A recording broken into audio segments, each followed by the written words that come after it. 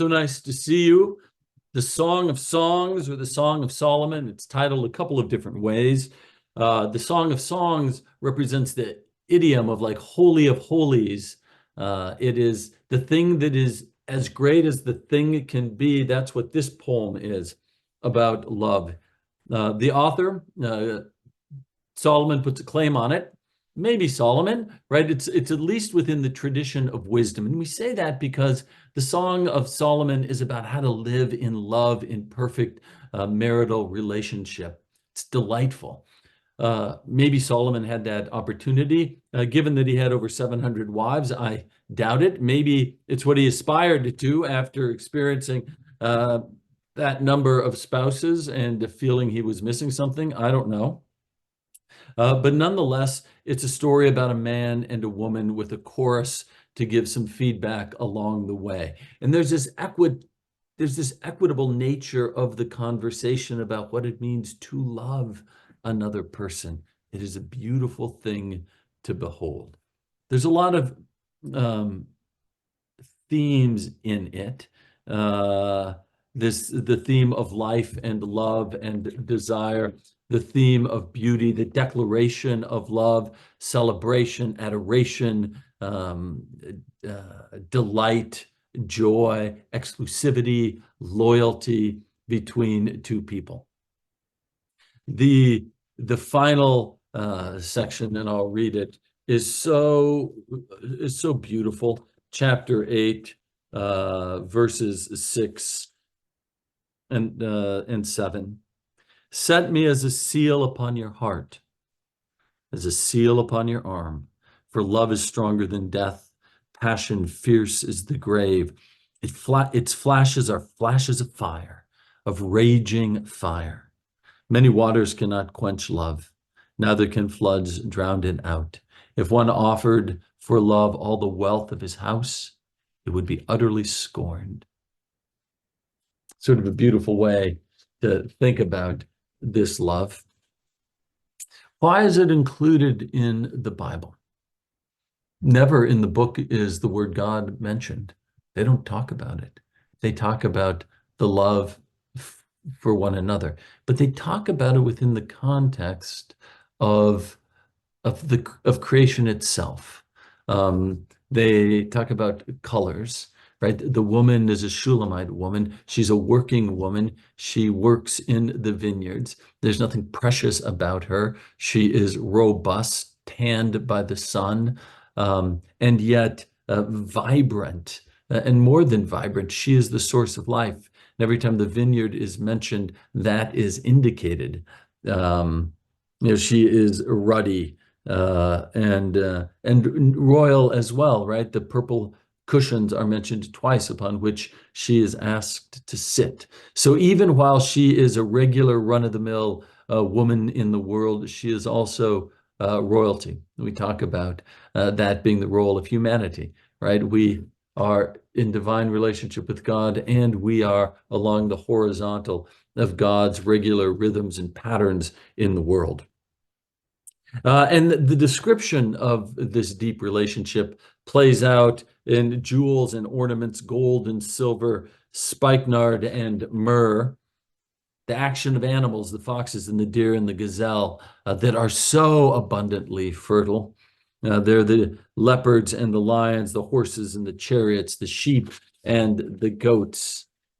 And then you go further into the lilies of the field, which are the plants in the Shulamite valley, where the woman is from. There's the roses of Sharon and the hyssops, narcissus, or henna. Those two things are interchangeable depending on your translation. The saffron and the crocus. And then all the things to smell, the nard, the saffron, the calamus, the apple trees, the frankincense and myrrh and aloes, the almond blossoms. And so your mind starts to wonder, as you're thinking about this, what is the author talking about? This time of perfect relationship in a perfect world. And it's easy to let your mind wander back to the very beginning of the Bible, to that time of great innocence, when there was delight in the body, when Adam and Eve lived in the garden without clothes, right? There was no shame. There was perfect connection and delight with one another, and God was there. And the garden sort of sounded like the garden that the author is talking about here. And so that's pretty interesting to think about this as what life would have been like if we had remained in the garden with God. And so the other thing to think about is all of these things, the gold and the jewels and the landscape, the topography that it talks about, the places. This is the creation that God's given us. God gave us this world in which to play out God's love, in which to receive God's love.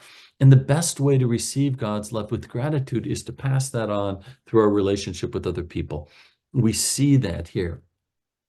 God is in the space, but the relationship it plays out with one another. How we love our neighbors is significant.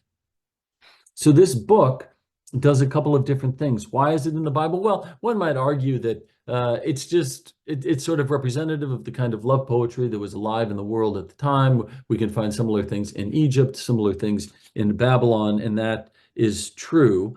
But it also gives permission to people to delight in their bodies and the physicality of love, to say it's okay, it's natural, and it's good. So it models that between the people. There's also to be able to love our bodies however they are, and to love them in relationship with somebody else. It's a good and beautiful thing to live without shame and delight in one another. Also tradition tells us that this is a story. The man is God and the woman is Israel, and that's okay. The man is Jesus and the woman is the church, and that's okay. Those are all good metaphors, and I invite you, since it's a small book, to occasionally read it like that. But I think it's more fun, at least for me, to think about this as the union of perfect love, how it's a little bit subversive even, to take that much delight in the world that God has created. It is so equitable also between the man and the woman, her joy and his joy. And that's subversive too in a world that is very patriarchal, certainly back then, but it is now too, or hierarchical, right? This flattens it out. And then at the very end, we see the woman's independence in chapter 8, where her brothers are like, no, no, no, you're too young, you're too flat-chested, you're too immature. She says, no, I'm not. I'm ready to roll. And I'm going to go out in the world and make my way with the shepherd who I am in love with. And she does, and it ends with the shalom, the peace, which her relationship provokes with her and her spouse, which is the goal after all, right? To live in the peace of God in full and wonderful relationship with one another in this absolutely lovely creation that God has given as our playground. Thank you for being in this conversation. I'm out of town next week. The week after, we're going to get right into Jeremiah. It's a big book. Roll your way through it. Bring your questions and reflections. Nice to see you. Peace upon your soul.